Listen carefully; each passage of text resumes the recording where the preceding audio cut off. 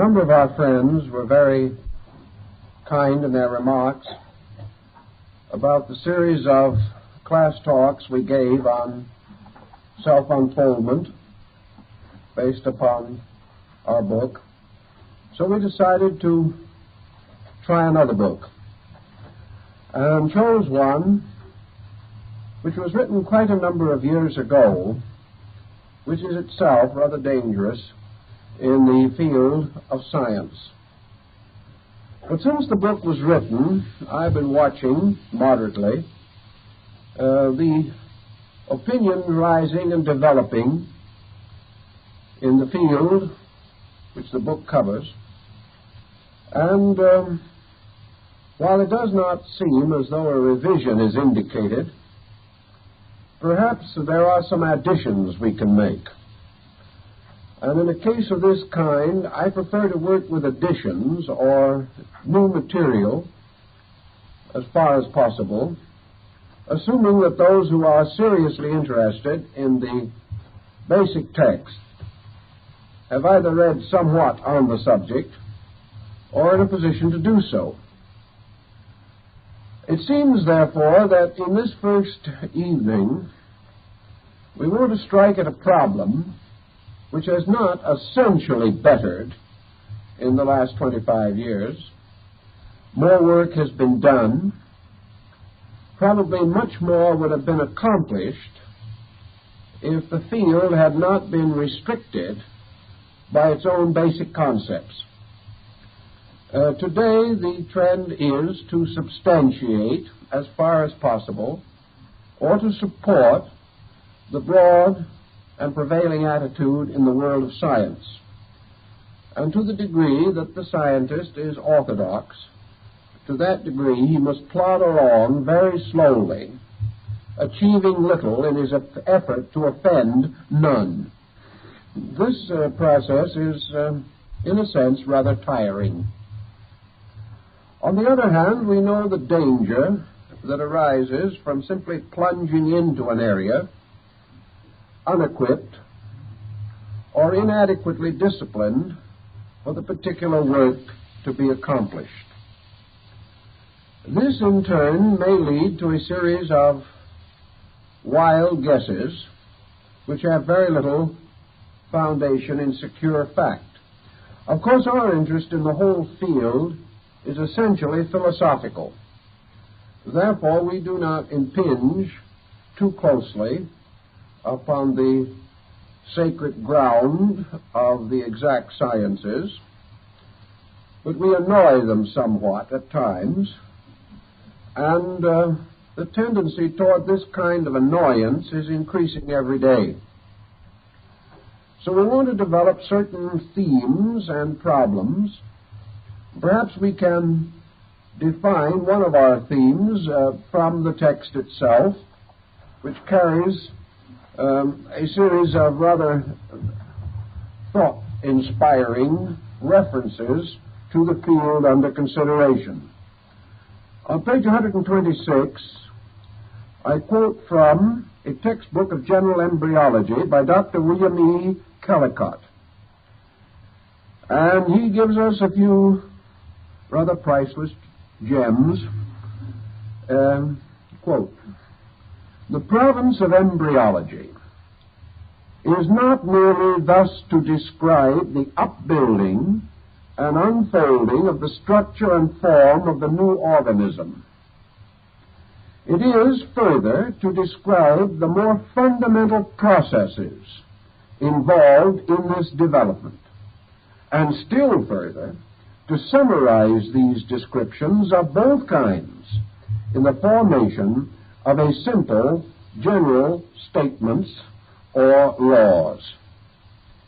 This sounds very encouraging up to the moment he has said almost nothing, but he has said it and very, very well. He goes on and gets himself into trouble. This physiological aspect of embryology is concerned more with how development occurs. How, and through the operation of what factors or mechanisms, one condition leads to another. little break while I added a few personal remarks, and then we quoted the doctor again. In a way, this is also the why of development. Not why in the philosophical sense, of course, but the sense of how does it happen that these things occur in development. So he now explains to us that he is working on the premise of a how that literally includes the concept of why, but that the why, of course, is now to be understood in the terms of how. This gives you perhaps a little idea as to why great bodies move slowly. The situation, however, which we would like to discuss this evening centers directly in this how-why situation, because I think it reaches more deeply into the problem, a problem rather close to many of us in our thinking, than we have done in the book itself, perhaps due to the fact that in the years that have followed the publication, much new general information bearing upon the why of things has sort of come along and been stored away for such an occasion as this evening. First of all, most persons today have a fair knowledge of the actual phenomenon of the construction of bodies through a process called mitosis, or the multiplication of cells.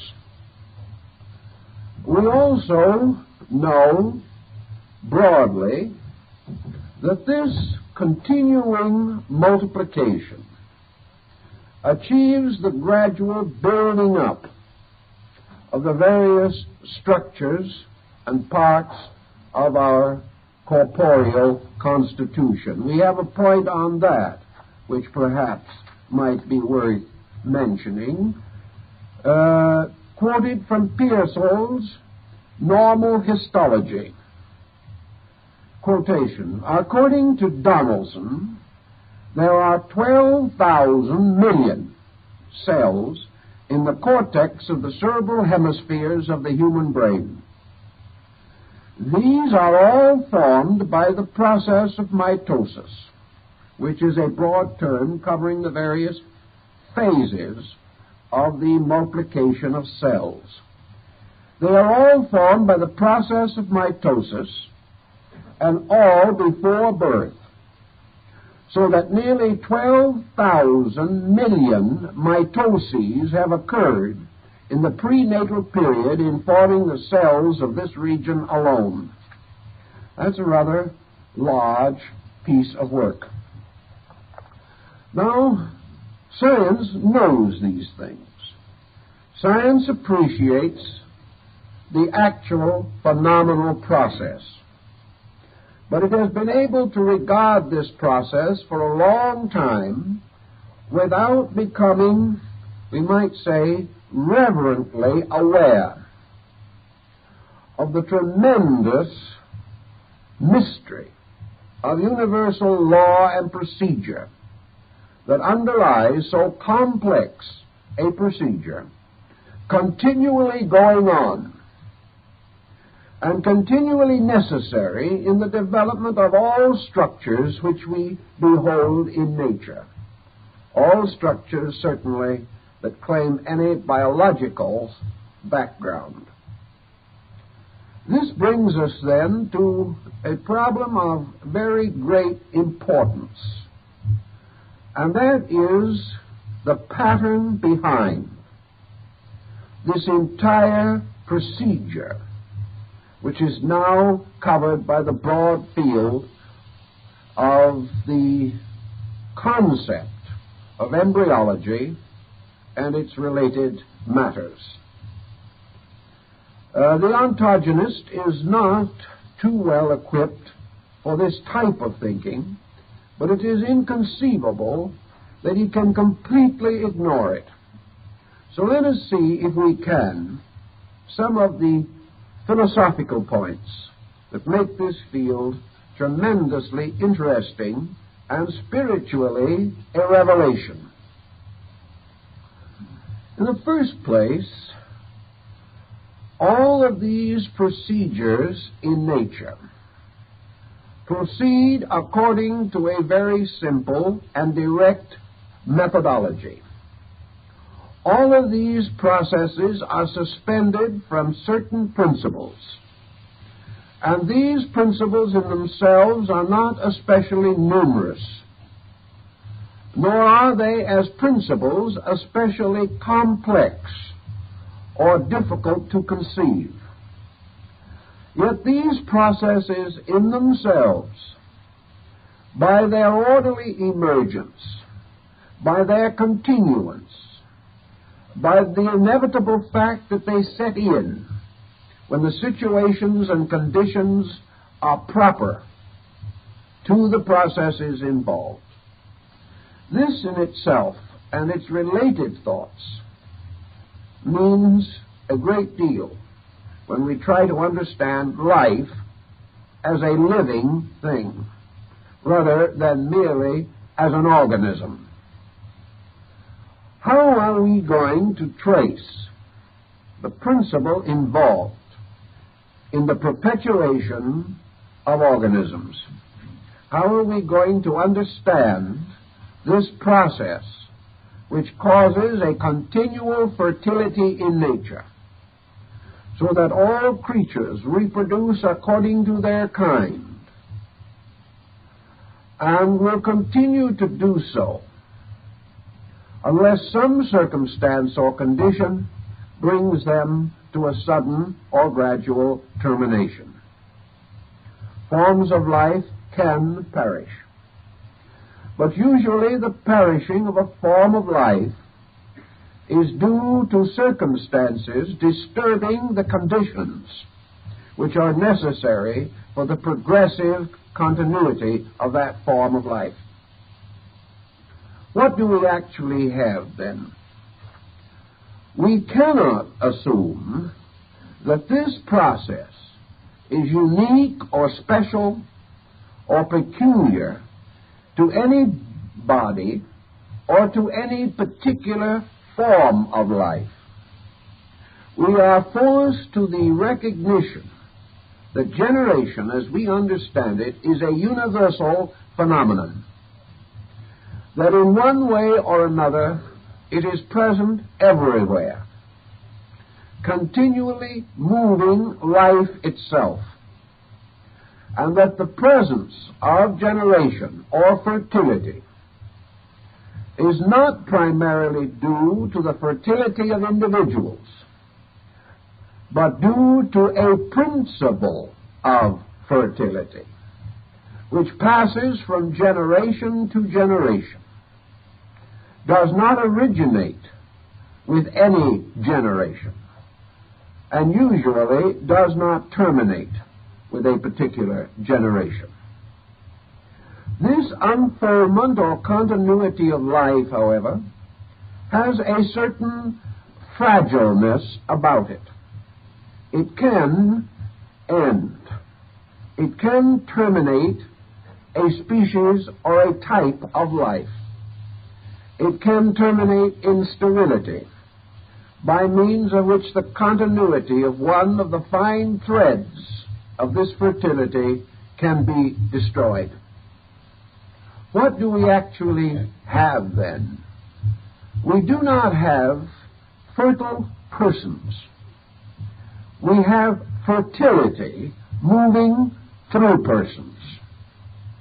We do not have the right to assume that any individual generates his kind merely from himself. He generates primarily because of a power that is not his own, but in which he participates, and which is carried from generation to generation. By this same concept, which seems to be inevitable, and brings us to the simple primary point, namely that the generating principle is everywhere existent, and that creatures participate in it or of it, but are not primarily in control of it at any time, nor is universal generation dependent upon any order of generated things. A nature where it encounters peculiar difficulties in the perpetuation of certain forms or types of life immediately readapts itself and produces other forms which are capable of surviving.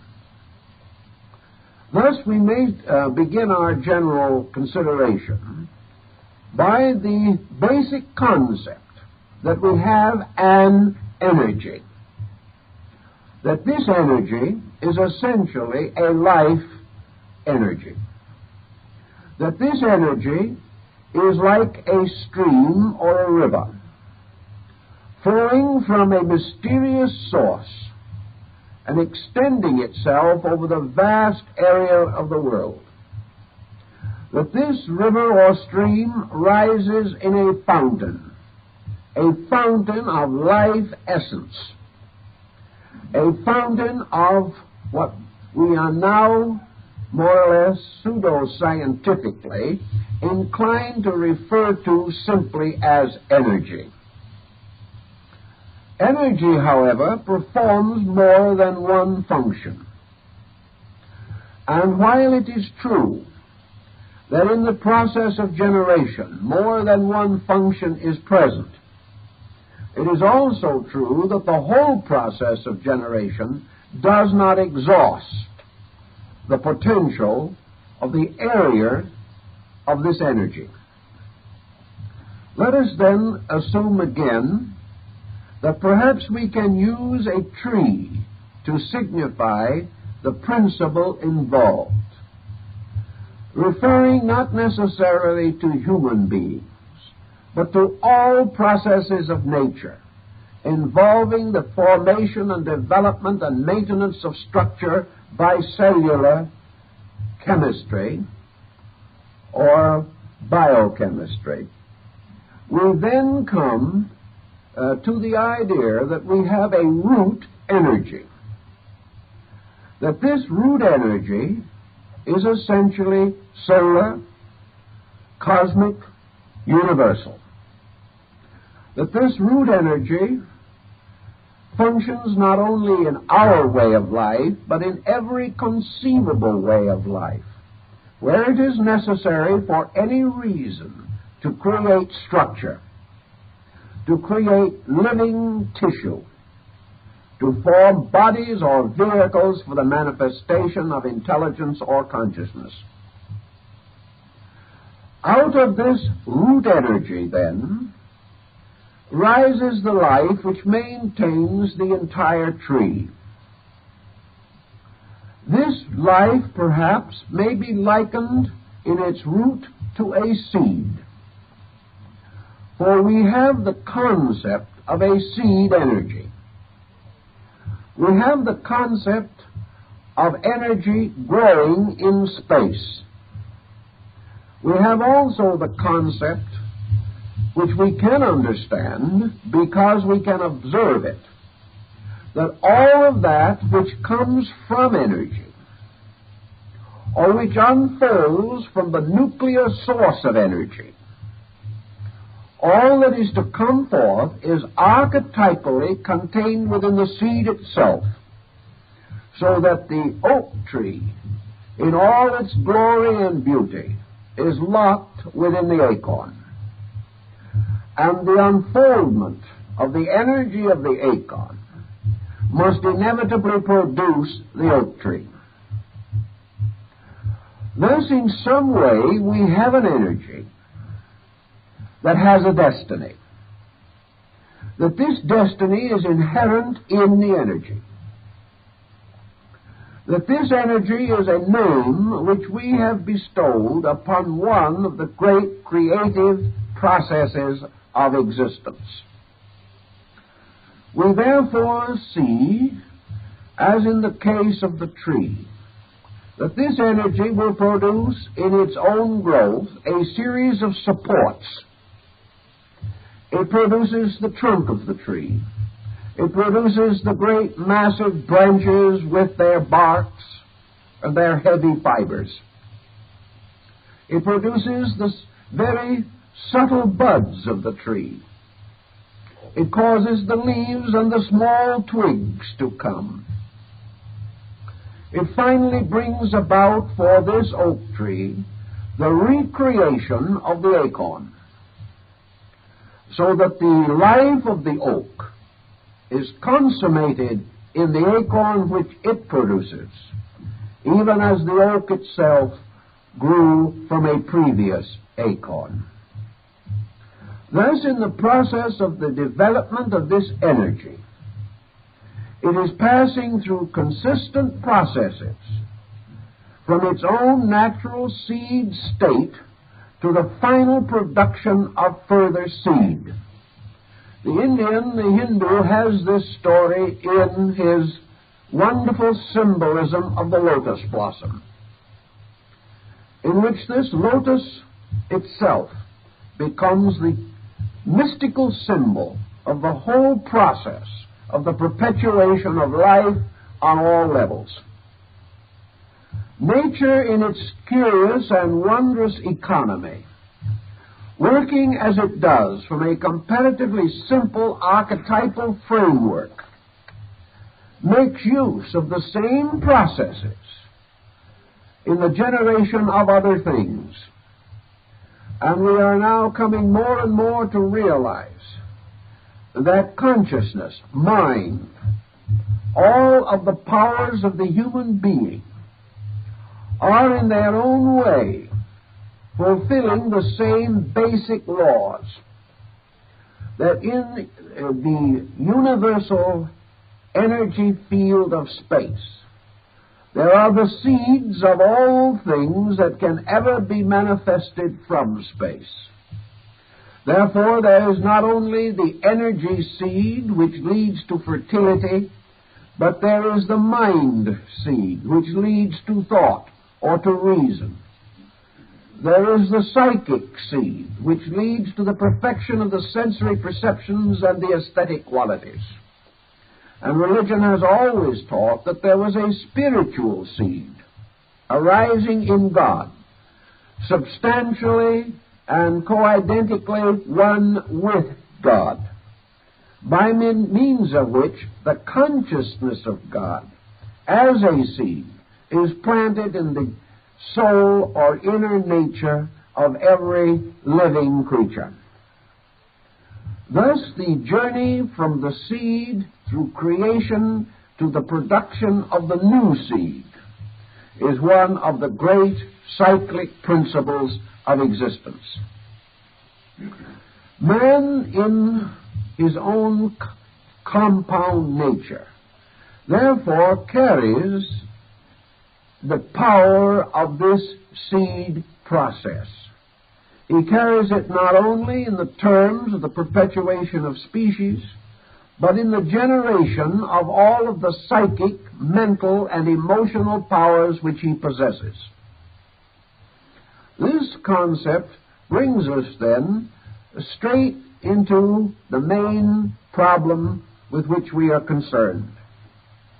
The recognition that the primary seed of being, of existence, described by the Oriental as a lotus seed dropped into the fields of chaos, that this seed, in its own proper environment or earth, which is space itself,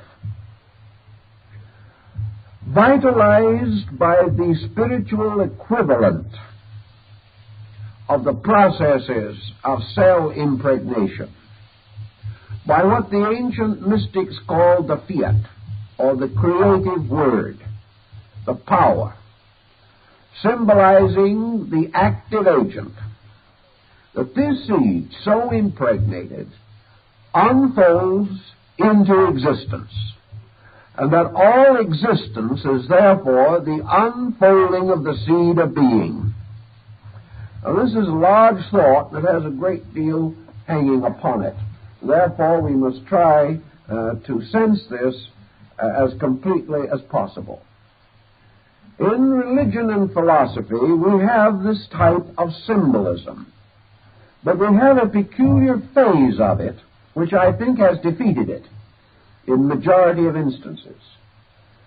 We think of this vast process as having occurred at a remote, almost incalculable period apart from us. That in the beginning these things happened, and that in some mysterious way from this beginningness was created the universe. Also from it issued forth the gods as the creators of secondary things. From it came forth all the orders of life, and as a result the worlds were made beautiful with the flora and fauna that developed upon them. And in the course of creation, according to religion, or in the course of evolution, according to science, this great area of fertility caused to emerge man, who represents, so to say, the extension of this process of enlivenment from a previous animal origin to the present human state. And beyond this, the possibility, not too well analyzed, that this process might produce in time a still superior type, something very difficult for us to imagine to be possible, considering the excellence of our present state. In fact, if nature doesn't produce something superior rather soon, we're all going to be in trouble. But the remoteness of this procedure and the concept that we have that it now represents a rather neat and tidy package, that the worlds are all here, that the things we need have all been created, and therefore that all we have to do now is permit these processes to continue as they always have, and we will either survive or else. And if we do not survive, the problem will no longer be of great concern to us. This, I think, is a static and false position. I think what we have failed to recognize is that this tremendous seminal or seed-like basic energy, bursting from the process of its own inception, is in itself in a process of continual growth. This is the point which has generally been ignored. We know that in the great tree, even though it may be a mighty sequoia, the tree must either grow or die. And in the universe, there is nothing finished. Energy must continue its own growth or die. Therefore, the procedures of the moving of a subjective energy principle into objective energy manifestation is continuous and perpetual, and will exist until such termination is placed upon it as is inherent in its own archetype. And the nature of this termination we cannot even adequately conceive. We cannot conceive of the death of life. We can conceive of living things passing into the death state of their forms or bodies. But we also realize that the very moment a person or being is dying, another is born. And that in the great pageantry of things, organisms may cease, but the power which organizes, creates, or vitalizes organisms is itself, as the Hindus realized, the only immortal. Now let us try to bring this within some kind of a pattern of understanding. Let us imagine now that what we term energy, in its original state, is very much like the energy in the seed of anything, because nature is forever repeating its own processes, and that it is natural and inevitable in the seed to grow. And placed in a proper circumstance or environment, it will germinate and fulfill its reasonable expectancy. Let us then assume that energy in space is a continually unfolding plant-like thing, a living thing, far more than a plant as we know it, because it is a plant fully conscious of its own existence, a plant moving inevitably toward the fulfillment of an expectation which is inherent within itself. Now, what is the actual expectation of energy? We have to use symbolic terms. Perhaps expectation is not a formidable word, a word which could be defended in debate. But I think it carries the thing we are trying to put as simply as possible. The expectation of energy is the total expression of itself. The inevitable of energy is that it shall energize everything, that there shall be no air, no spot, no place, anywhere within the natural area of energy which is not ultimately, completely, and fully energized. What would be the deterrent to this process? And the answer in the old philosophical system, of course, was that energy, so to say, has an adversary. Now, this adversary is not a real being. It is not a thing. This adversary is a space dimension, which the old Gnostics said was deprived of energy. Namely, that energy moves in a negative area or a negative field, and that this negative field is the static adversary which energy must overcome. Therefore, energy may be said to be continually bringing forth life.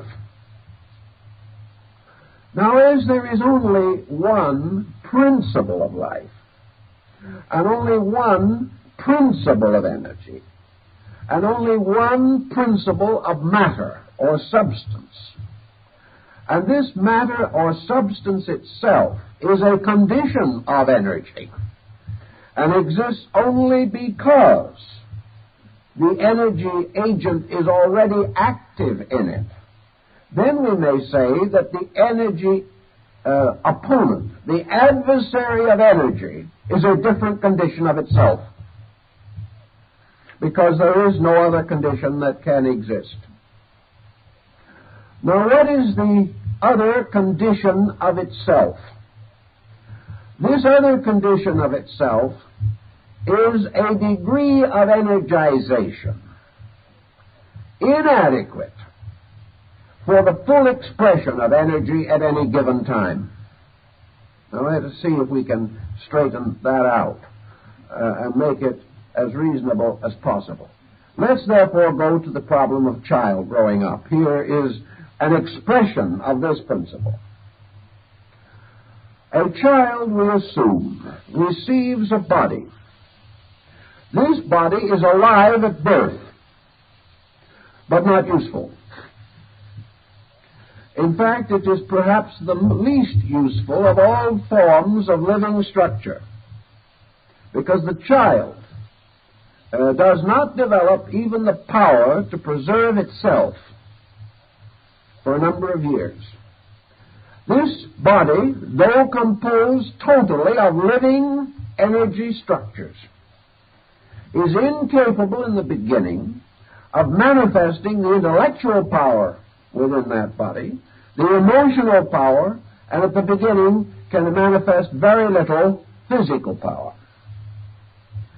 This process of maturing a body until it is capable of serving as an instrument for a condition of energy was by the ancients broadened to recognize or represent the entire problem on all levels. Namely, that energy or life itself, in the eternal process of its own unfoldment, it depends upon something else. It depends very largely for its growth upon a reflex or reactive process of growth in substance. Now, substance is merely a condition of itself, that is, of energy. Energy expanding through substance is continually vitalizing substance. This vitality, in turn, results in the improvement of forms or structures, and this improvement, in turn, releases more energy. And the process continues on in a double-pronged process of growth. This process has as its final end that the form and the energy shall be exactly equal to each other, that there shall be no deficiency in form in its ability to manifest energy, and that there shall be no deficiency in energy for anything that form needs or requires. Now, if we can imagine this process occurring in space, we then have a rather interesting concept to begin something with. We have an infinite life moving continuously into this infinite manifestation. We have it flowing in all directions and in all dimensions simultaneously. We find the very processes of this making fertile the sleeping seminal content of matter. That this fertility causes matter to begin the process of fulfilling the laws of energy in matter by producing organisms. The purpose of these organisms is not their own growth. The purpose of all these organisms is that they shall rise to meet the motion of creative energy moving into manifestation. So what we commonly know as evolution is a more or less twofold procedure. It is energy moving over the area set aside for its own creative processes, and calling forth, as Rene says, from the abyss, from the depth, from the deep, forms gradually increasing in value, in refinement, by evolutionary process, to become instruments or vehicles for the manifestation of energy. Now, this growth contains one process that is a little difficult for us to understand, perhaps, namely that the impact of energy upon form is always shattering, because the form is never adequate to the energy at this period in the development of things. Also, we have to recognize that this energy moving into manifestation has innumerable conditions within itself. This energy appears to move outward in waves, like the tidal motion of oceans, or perhaps more symbolically, like the ripples resulting from a stone dropped into a pool. The ancients were aware of the tidal motion of energy, which they called the outbreathing and the inbreathing of God. They recognized, as Plato pointed out, that the continual development of energy was according to certain laws or principles inherent in itself. What we therefore call the differentiation of species, the different levels of structure, containing the various degrees of manifested consciousness which we see about us, represent the levels of the various modes of energy in the process of its own manifestation. Therefore, we have to assume that forms generated in various ways become instruments of a level or of a kind, and that wherever this level is reached, energy moving into manifestation produces level consciousness, level attainment, level growth, level specialization. As a result of this, in turn, we have an infinite diversity of the manifestations of a single energy. This comes then to perhaps one of the neatest problems that we have today, and one I think interests all of us profoundly, and that is the problem of heredity. Now, we have already attempted in the scientific world to understand the laws governing heredity. And we have created a situation which, scientifically speaking, is philosophically unsound. We have created a situation in which the unfoldment of life is placed in the fragile keeping of a dubious ancestry, or a series of so-called accidental processes for which life has no adequate solution. This situation is not essentially true. It cannot be. It cannot be that in a universe governed by absolute law, a creature can, as a result of heredity, be born into a hopeless situation, mentally, emotionally, or physically. Nor is it possible for us any longer to assume that the child is the extension of the psychic energy of the parent by way of generation. Therefore, we cannot assume that the parent gives birth to the child. We cannot assume that the child is in each instance merely the extension of its ancestry. If we assume this, we assume a situation that is utterly contrary to the available facts that we can discover in nature. It is true that we are at a loss, and that we are further complicated by certain apparent facts which we have hastily accepted. Psychologically, we have accepted the importance of the transmission of characteristics. We find that a child born of a family with a certain type of attitude seems to be born with that attitude, or perhaps with a great repugnance to that attitude, but at least heavily conditioned by it.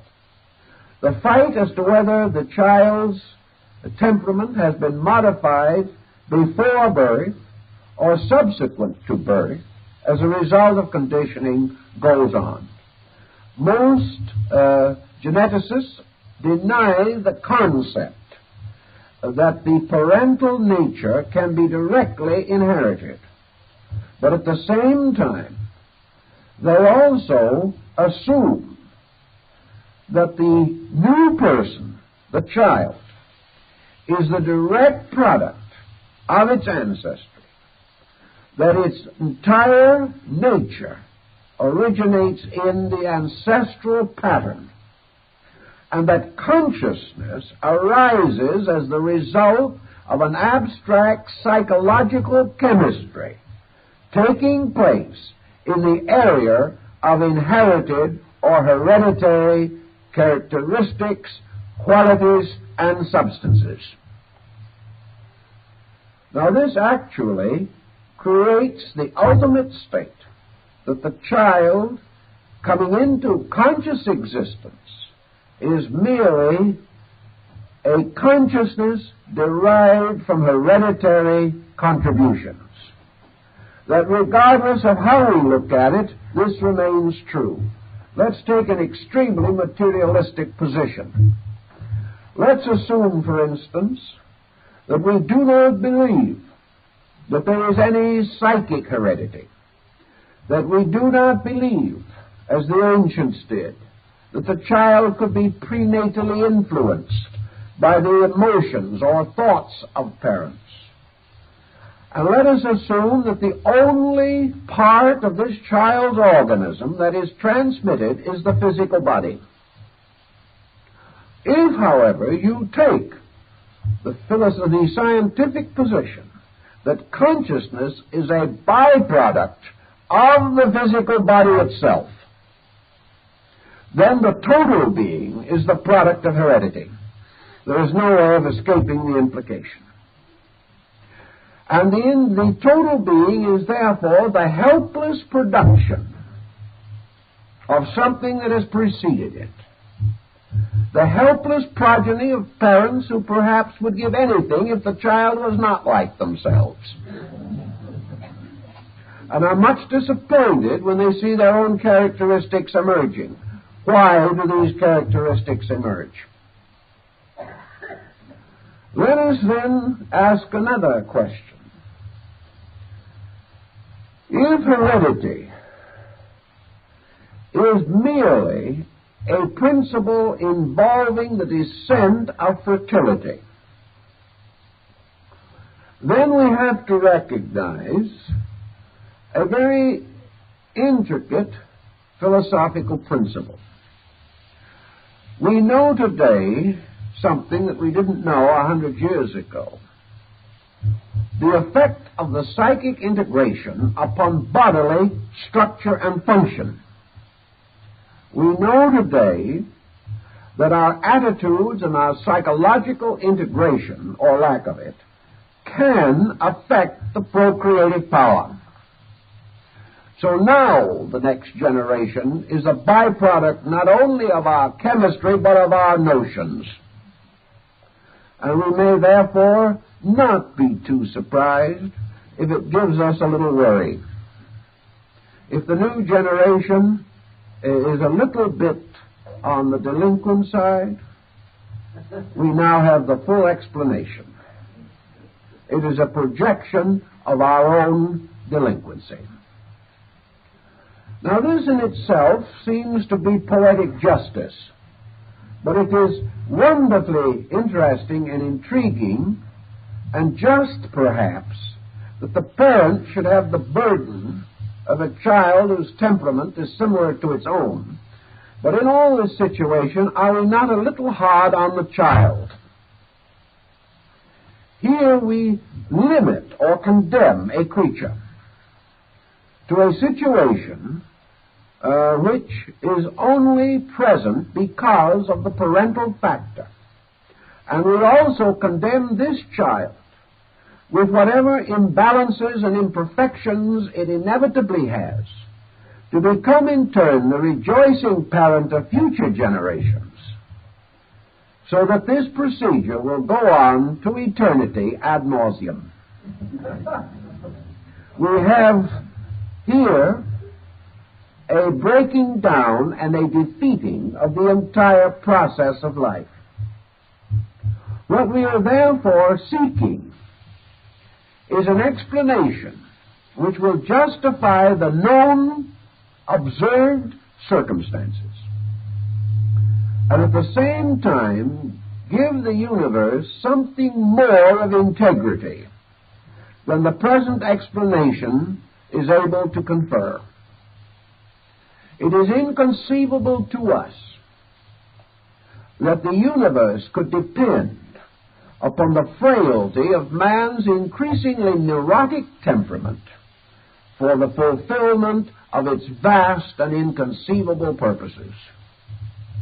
There was a time, perhaps, when man felt that this was possible, that after all he was the noblest work of God.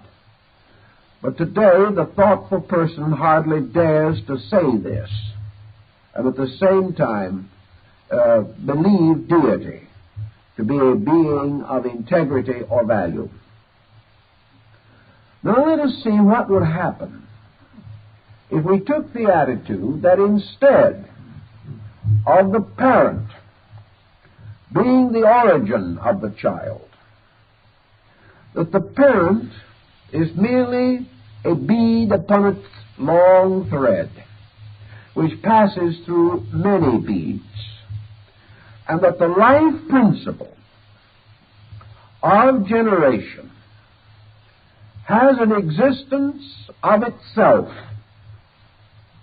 that it moves through the long, deep channels of created things, but is never identical with them, never bound to them, never dependent upon them except in certain details.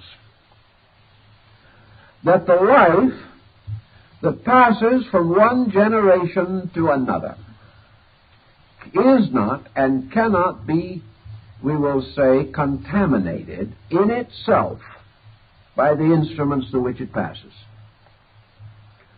That this life is apart from and superior to the attitudes or conditions of any living thing. That the organism, be it human or animal, carries within itself continuously and inevitably this power to extend life into futurity. But that this power to extend life is a part of the psychic nature which cannot be contaminated by the attitudes or conditions of the person through whom it passes.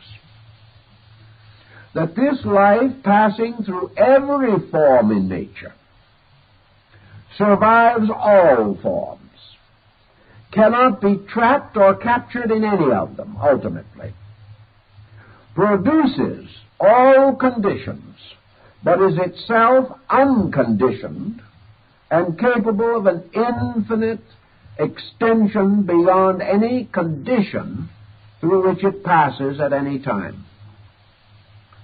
This makes the perpetuation of the power to create form something entirely separate from the essential structure of human psychology.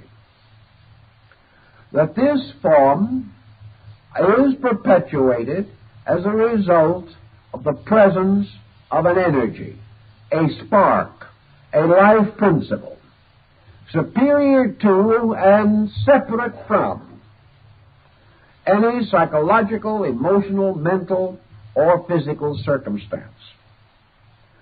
Therefore, we can say now, this, assuming it to be true, still leaves us with a dilemma.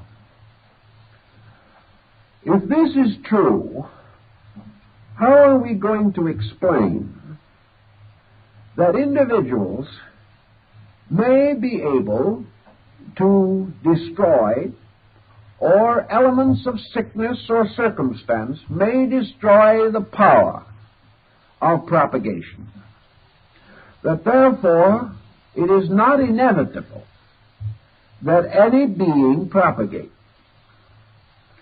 nor is it inevitable that life itself will break through obstacles set up to propagation and force it, where either it is not reasonable or not desired?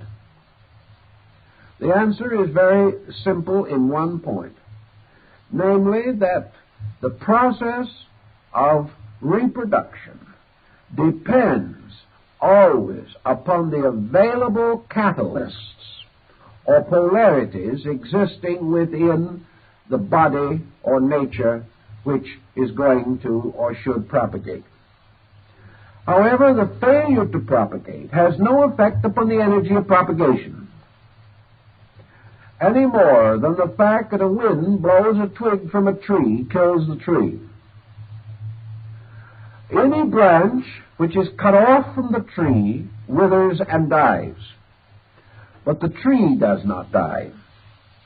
Any form of life which is cut off from its energy supply will not perpetuate its kind, because it will not produce the necessary physical chemistries and physiological processes by means of which life can be reproduced.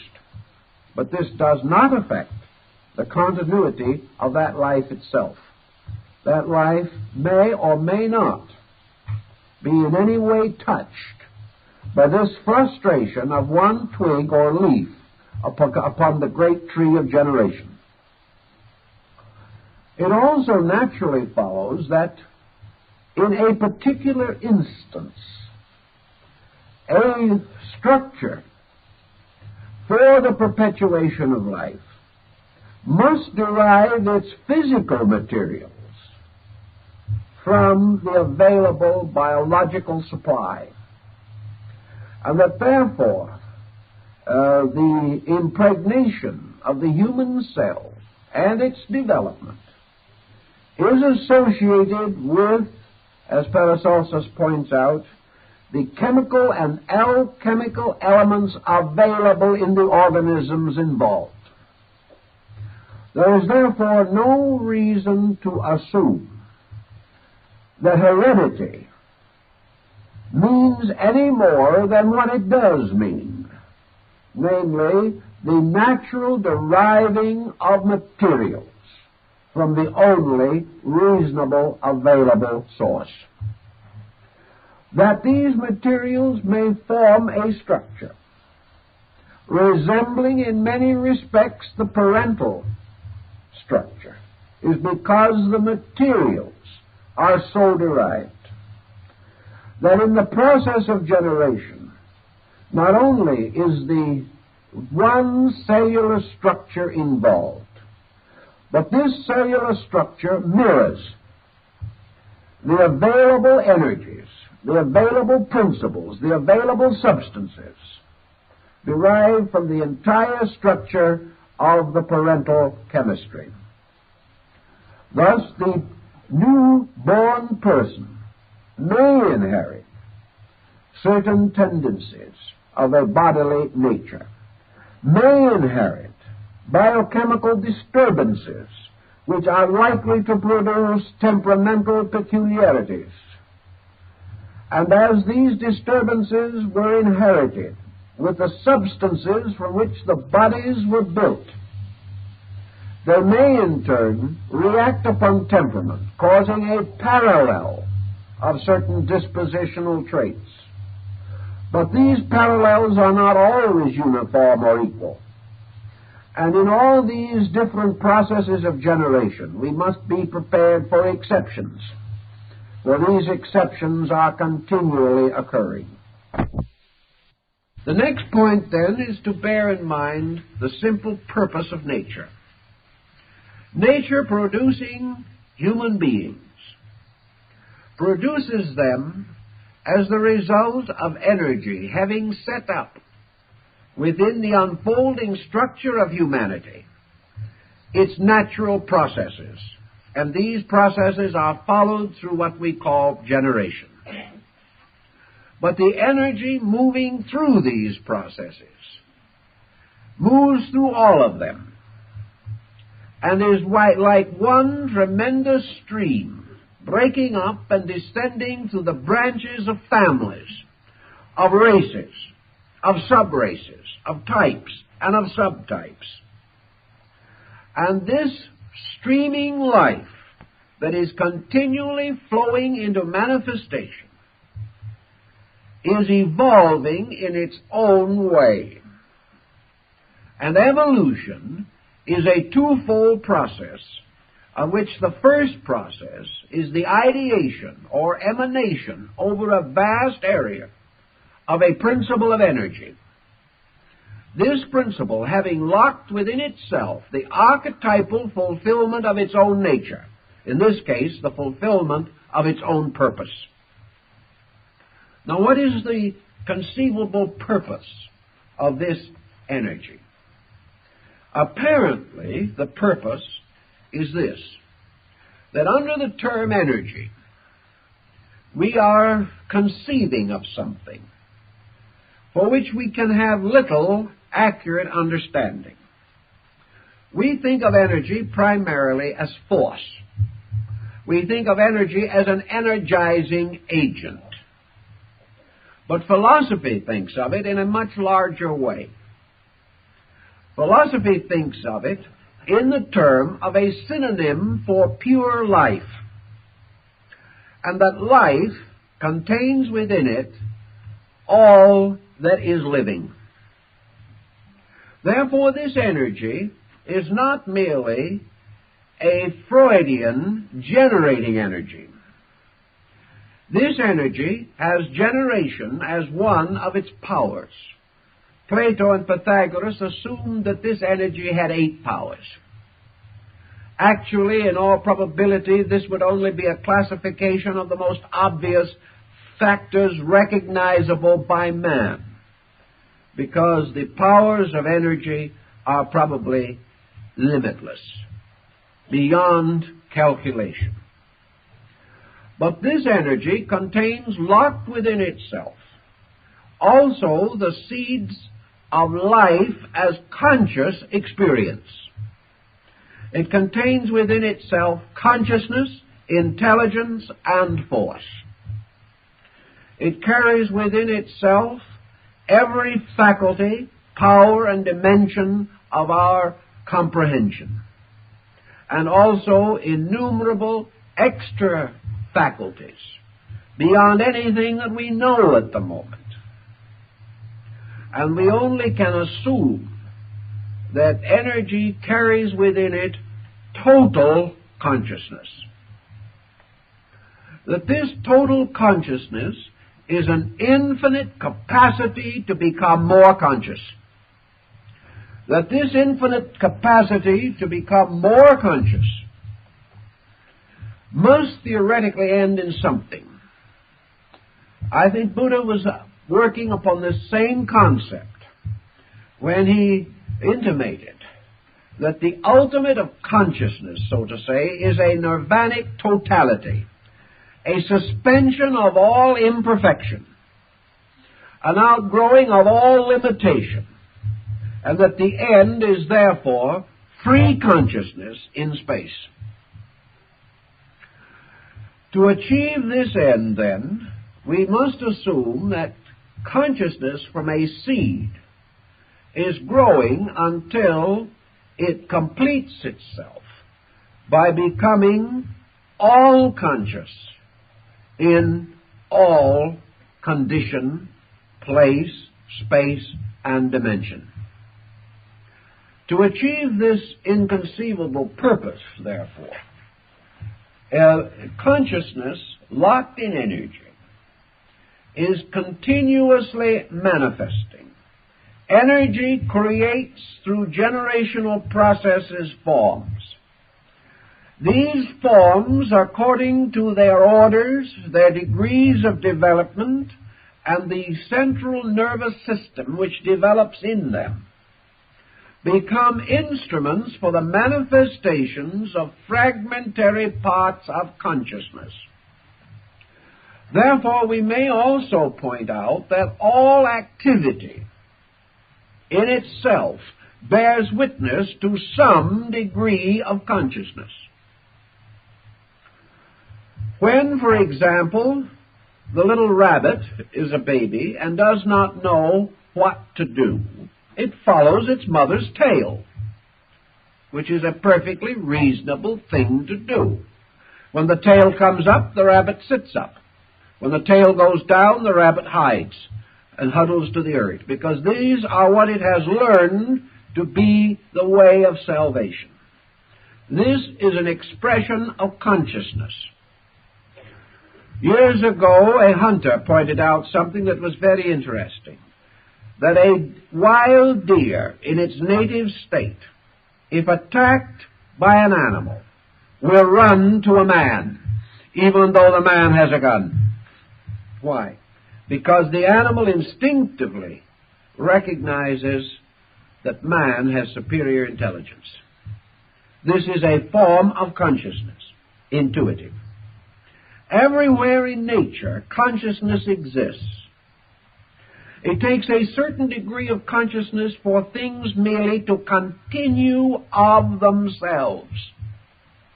It takes consciousness to allow a monocellular organism to merely exist. It takes more consciousness where motion comes in. It takes more consciousness where self-survival moves in. But everywhere there is consciousness. And this consciousness is everywhere being released through the degrees of organisms perpetuated by the generational process. Thus, the human being, by generation, produces a type of organism in which a consciousness, which we call human consciousness, can exist, can function. Now, with the number of human beings that exist, with their different degrees of development, differing degrees lying backward through the descent of what is called bloodline, which is nothing but tube for energy, we have an infinite diversity of specializations of human consciousness among human beings. We have lower forms of life in which some degrees of consciousness are more specialized than in us.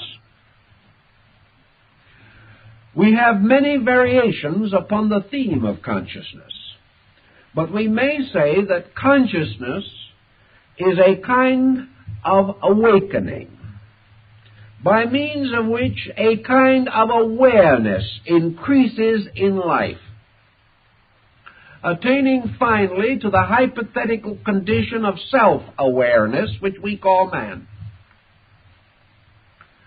Thus we have in this descending energy, we have the rudiment, we have the substance or the essence of all that energy implies. Namely, that energy implies not only growth and motion and survival, perpetuation, but it also implies mentation, the enrichment of emotional content, the love of beauty, art, music, the power of philosophy and reason, the highest sciences and most exact phases which we now associate with mind. For mind is only a name that we give to a subtle organism for the distribution of a certain phase of universal energy. And this universal energy, differentiated upon a prism of mental process, becomes what we call mental energy. All of this is leading us gradually to the point where we have to recognize that there is moving through us all the time a kind of life that has as its ultimate goal the complete revelation of itself. Now, in every human being and in every form known to man, this revelation is incomplete. In all nature studied together, we become aware of an infinitely larger variation of revelation. We see revelation as small flowers growing out of the earth. We see revelation in the industry of the ant and the bee. We see revelation in the fruitfulness of living things and in the magnificent productions of human ingenuity. These things, however, in no way exhaust revelation. We see revelation as religious experience, producing all the religions that we know, but still locked within it are all the religions that have not yet come. But these new things, because the motion of energy is orderly, each one of these new organisms arises from previous organisms. And even in the most abstract of theological institutions, religion is perpetuated by generation, by the mingling and mixing of previous concepts, and the revelation of a new degree of religious energy. So our central fountain of energy is all things unto all things. And in the processes of its own motion or development, it is constantly flowing into the structures and forms which it generates. Now, in nature, there doesn't seem to be anything that very seriously gets in the way of process. But with man, there is a certain difference in this. And we behold or observe that it is possible for this energy process to come into conflict with the organisms which it creates.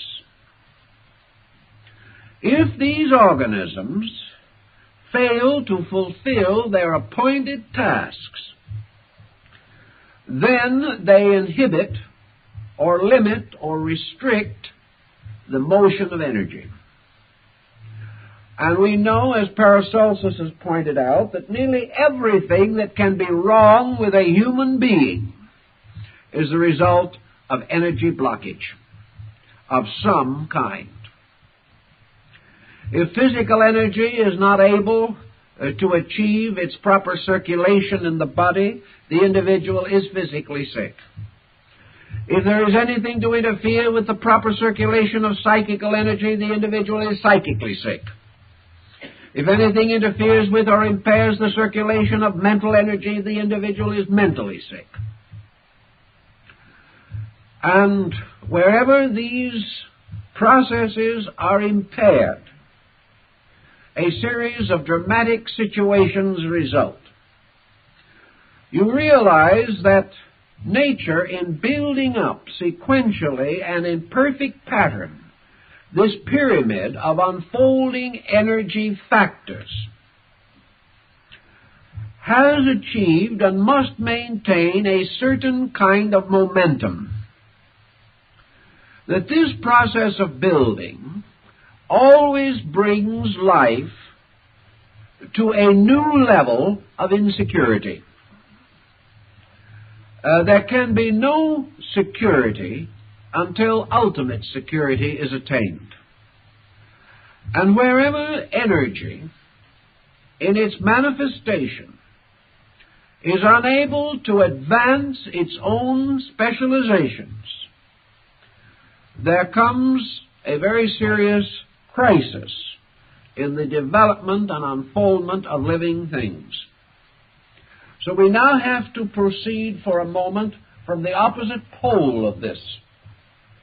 Energy building upward is creating in space, by means of the seminal energies of space, a series of forms. The Gnostics were well aware of this concept of emanational reflex. Forms rising out of matter to become the instruments of energy. As energy unfolds, forms must unfold to receive this energy. And the balance of the universe is maintained by a series of positive and negative reactions. That for every energy there must be a receptacle. that for every energy that is specialized or released, there must be an instrument of manifestation. That the instruments or the bodily factors or the structural factors must unfold with the unfolding of the causal energy itself. In man, the bodily unfoldment implies now not only physical establishment by generation, vital maintenance, emotional equilibrium, and mental advancement. All of these must work together so that the total pattern of man is available for the manifestation of a certain condition of energy.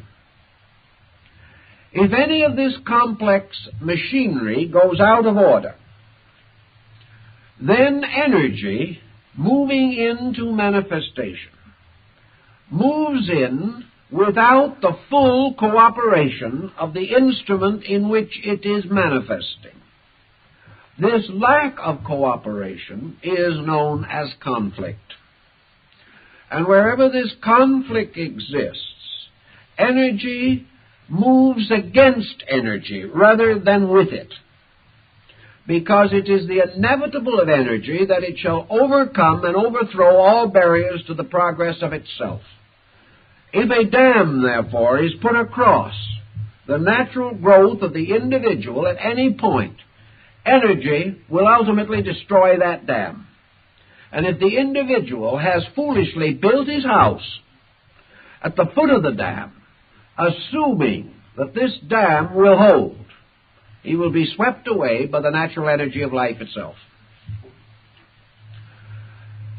Thus, the growth of the human personality through infancy, childhood, adolescence, and maturity represents a recapitulation in structural development of the principal steps by means of which energy has achieved the integration of the human personality. And energy moving in upon this, if it is frustrated, if it is blocked, is unable to achieve its natural and inevitable purposes through that organism. Now, one of the things that is always the enemy of energy in all structures is crystallization. Crystallization in the body blocks certain types of energy. Crystallization in the emotions will block another type. Crystallization in the mind will block still another type. So the crystallizations of various kinds, among which we may mentally note such things as opinions and fixations, these will block the natural flow of energy, or prevent this energy from achieving its own purpose, namely its own freedom through the personality. The energy that is in the individual has no particular intention of staying there. It doesn't necessarily stay there even for a moment. A study of the magnetic field of the human body shows that energy is pouring from it continuously. And this energy can all move out in many ways. It can move out physically. For each human body or any other form that it creates is a microcosm of itself, and man, as an energy field, is continually contributing to the energy of lesser things. Energy is moving out of him and through him. Just as his physical energy, therefore, becomes part of the physical availability of energy, so his emotional energy is part of the available store of beauty, of love, of nobility, of fineness, which is developing in the world. His mental energy flows out as the wisdom of life, contributing to the improvement of all human beings, of this generation and all generations past and to come. Thus energy through the personality of man, is being continually transformed into utilities, certain phases of it. But the mainstream, of course, continues to protect itself insofar as it can by ensuring that there will be new channels for this energy, and that this energy will therefore continue to radiate from a center which is everywhere to a circumference that is nowhere. Infinite manifestation. Wherever the individual comes into conflict with the natural motion of energy, he is delaying the second prong of the process of evolution. For evolution is not merely life ideating. Evolution is form ascending to meet life, represented in Eastern philosophy by the spiral in the conch shell, and of the very beautiful poem, "Build more noble mansions, O my soul."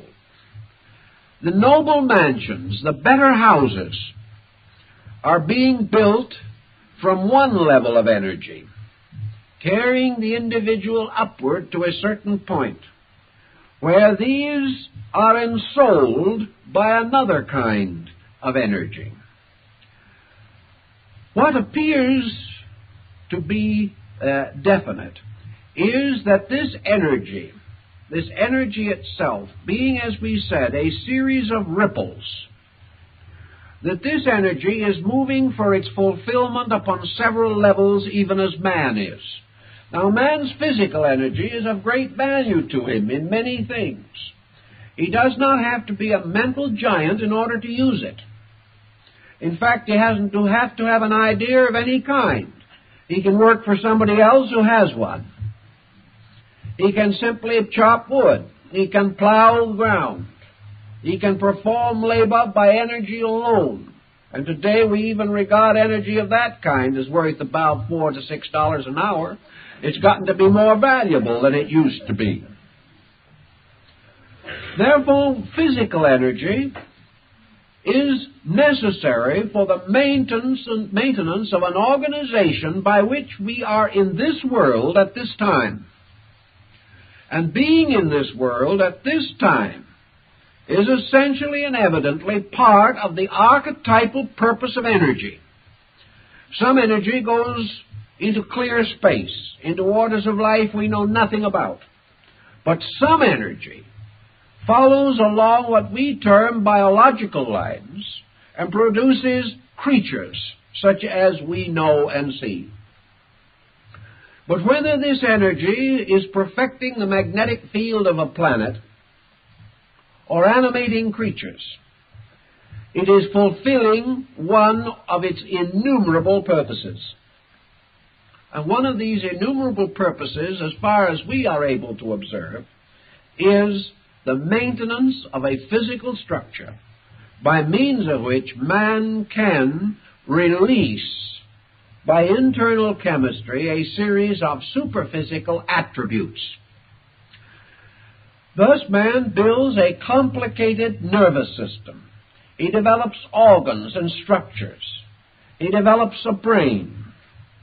He develops a central and a sympathetic or autonomic nervous reflex system. These things are not necessary, essentially, to his survival, but they are necessary to his function, to his existence as a dynamic living thing. And at the stage of the unfoldment of energy which man has achieved, energy requires this complicated structure which we know as essential and proper to its purpose. Why it does so, we can only say, rests in the will of the energy itself. But we are assuming again that the ultimate purpose of all energy is freedom, and freedom is the complete expression of itself. Now, man having achieved, therefore, the structural development by means of a certain kind of energy, at various periods creates centers within himself by means of which further energies may be liberated in him or through him. This is very much like the process of tuning in a series of stations on a radio or a television. Depending upon the quality of the instrument and upon the adequacy of the aerial, various stations can be tuned in, whereas a neighbor with a poorer instrument may not be so fortunate. But whenever we tune in to a level of energy, we get a program. And that is one of our troubles in most instances. But what might we say would be the first and most important tuning in of energy?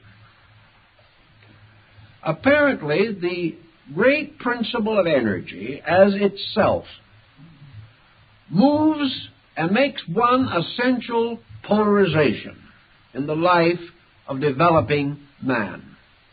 And that is that the energy as form builder, energy as the animator of form, is able to move in when the prenatal structure of the body reaches the degree of growth in which it is able to tune in the energy stream.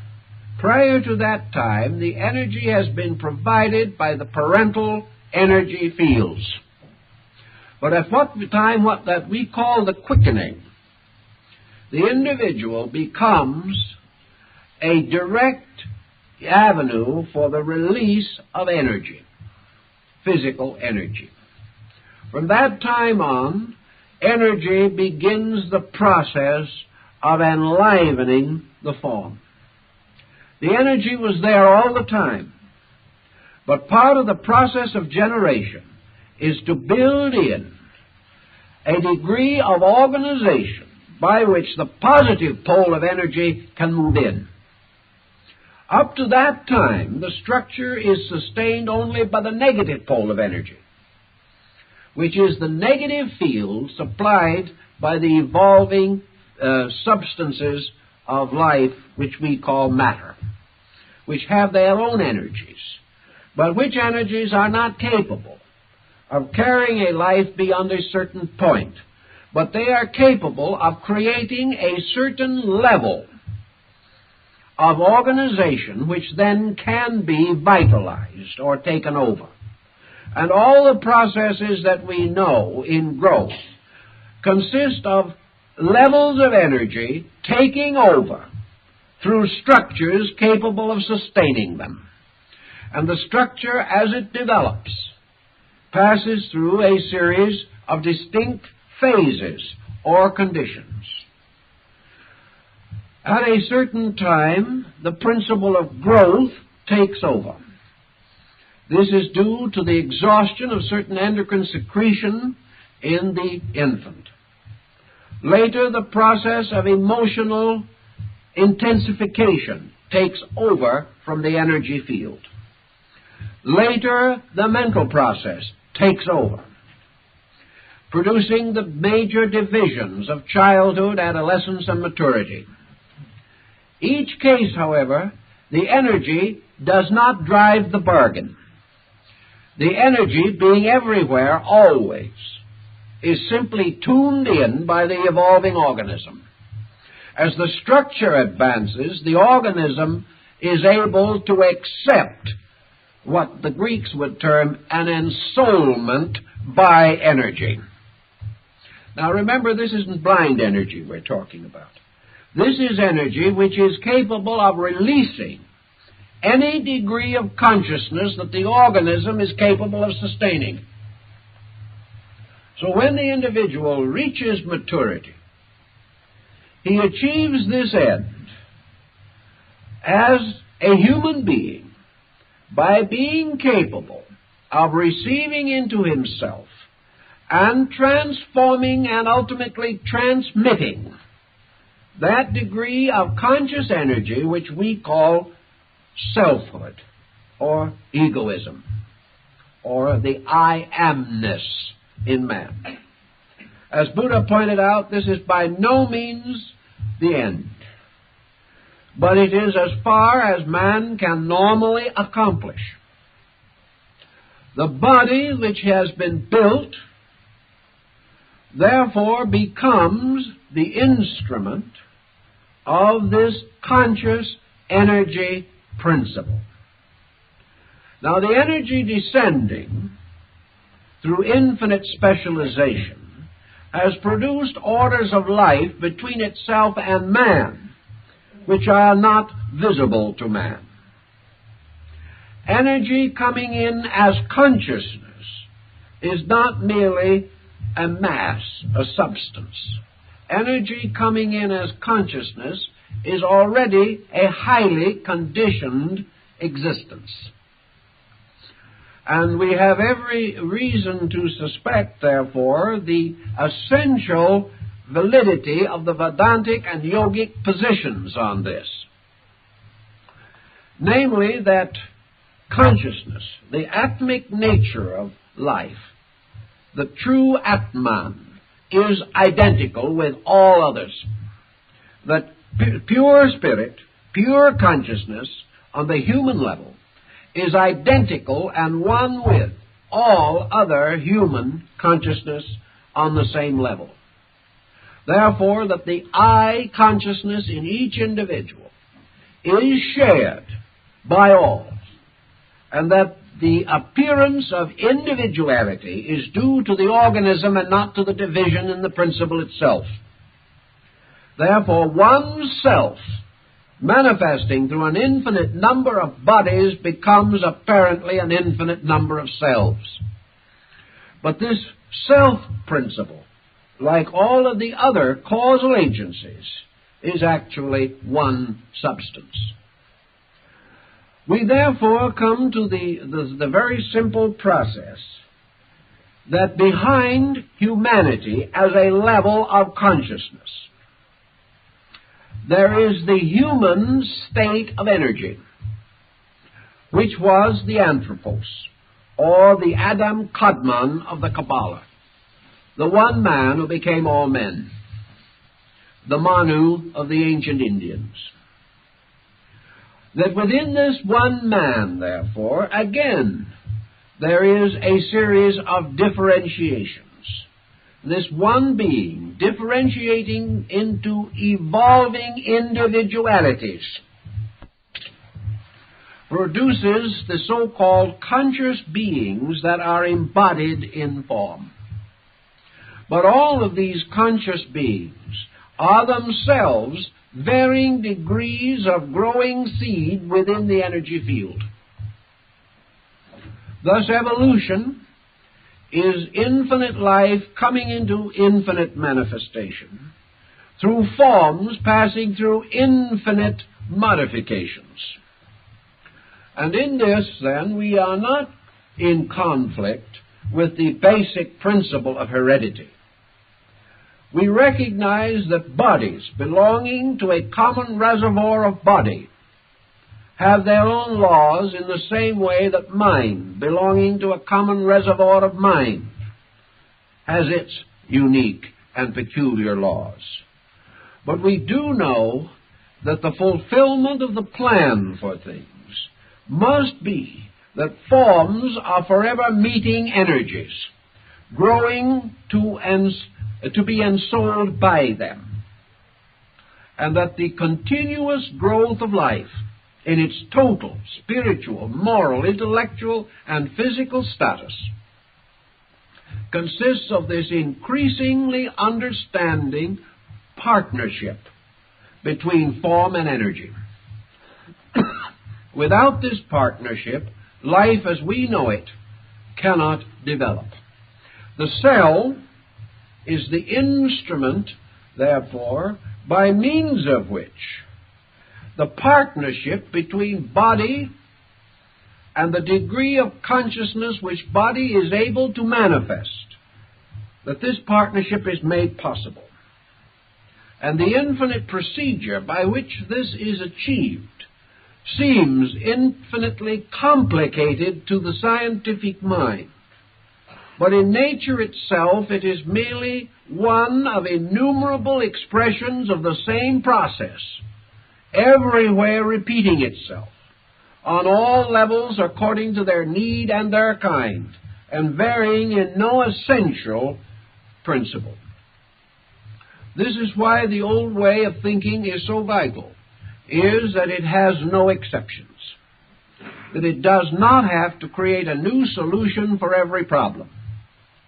It recognizes only one essential problem in relation to man, and that is the possibility that man will not keep faith with the motion of energy through him, that man will not continue in the essential purposes for which he was intended. Now here's where our moral question and our ethical question comes in. The human mind, being capable of a degree of what Aquinas calls self-determinism, therefore has a right, in a sense, to choose its purposes or choose its projects. The only way in which it can know with certainty whether it is right or wrong in its selection is the consequence. All amount of abstract contemplation in this is to a measure futile. The only way in which the individual can know whether a certain procedure is next for him is determined by what it does to him. It might be perfectly properly next for someone else, but might not be next for him.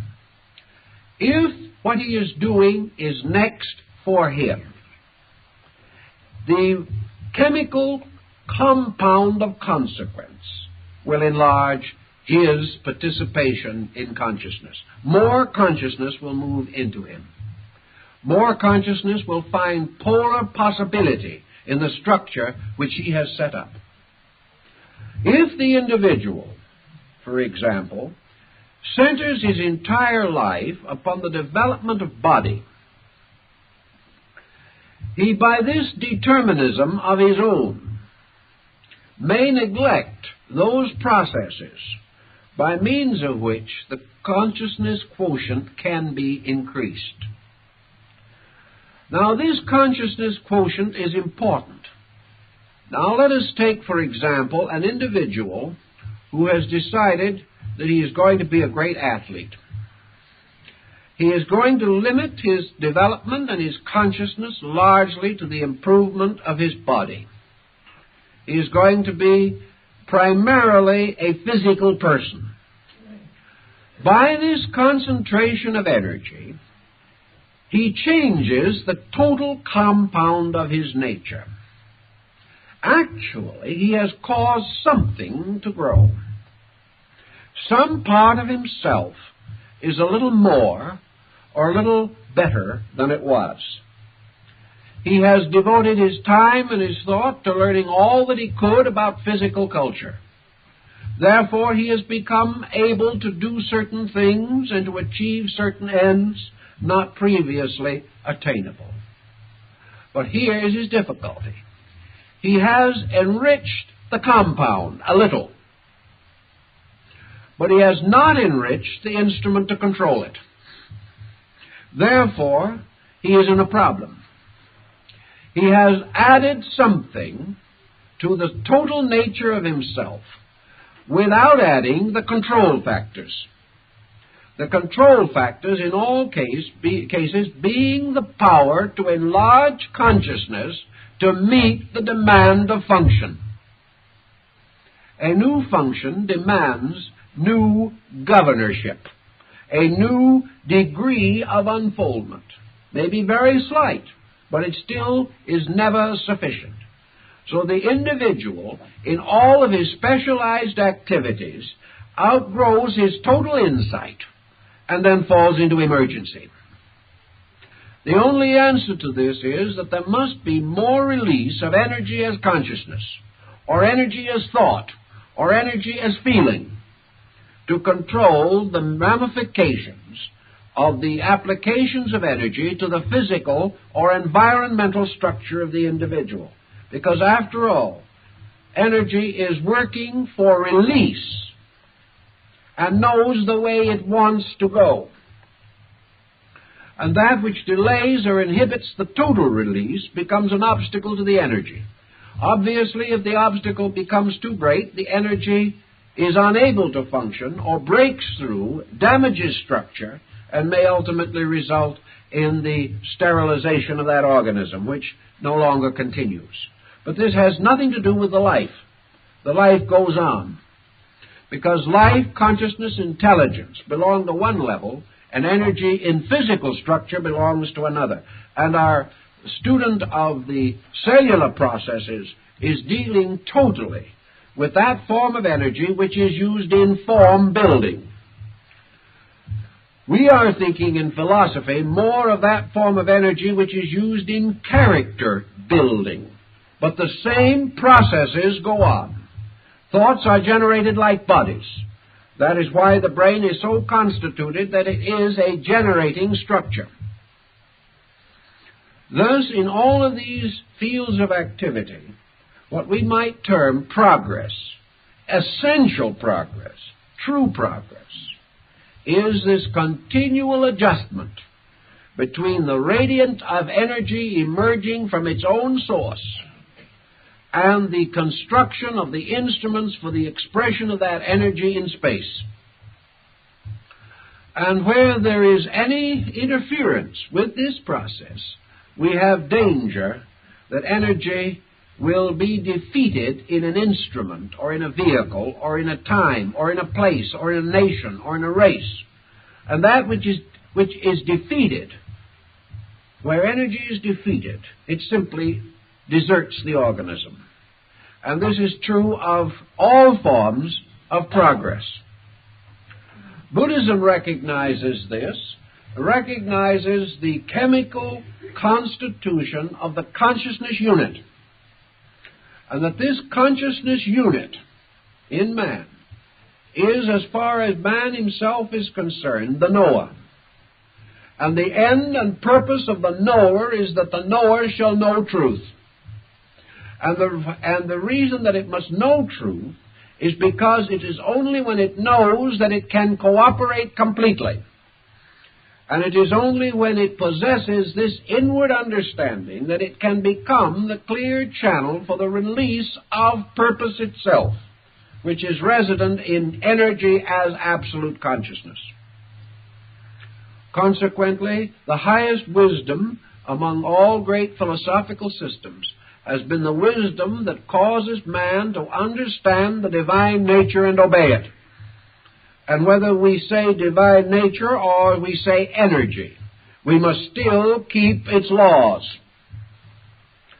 And the problem of modern man is this problem of being sidetracked, so that instead of man unfolding, he simply goes on a level. He simply continues, but does not grow. And when anything continues without growing, it must die. Because continuance in nature is only maintained by the continual unfoldment of instruments, so that the end achieved may always be worthy of the great means which were used to achieve it. Consequently, we say this, and I think it will ultimately be scientifically demonstrated, that heredity is not the answer to the consciousness allotment of any individual, that such an explanation is unnecessary and contrary to the evidence of life around us, that what we call heredity is simply the individual's uses of available materials, and that as this body develops, when it actually reaches its majority, it overwhelms its heredity and takes control of the situation itself. The only reason why this is not true, or need not be true in every instance, is because, in spite of the passing of years a large part of mankind never reaches maturity. Maturity is therefore not to be measured by years, but maturity is the attainment of a degree of consciousness release which is superior to that release bestowed by heredity. When the individual is able to excel that which has gone before, he is free from it and possesses the power of his own individual integration.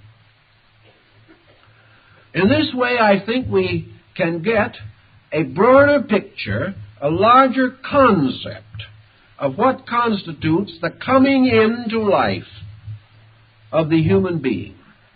That the machinery of generation is a wonderful and extraordinary thing, but that the purpose of this machinery is not the perpetuation of species, primarily. The purpose of it is the continual unfolding of forms to become instruments for the release of life. And it is this one life itself that ensouls forms. And this life is conscious. And in universal things, it is universally conscious. In individual things, it is individually conscious. In collective things, it is collectively conscious. And in total case of isolation, it has the peculiar consciousness of aloneness. But these are aspects provided by the instrument into which it enters.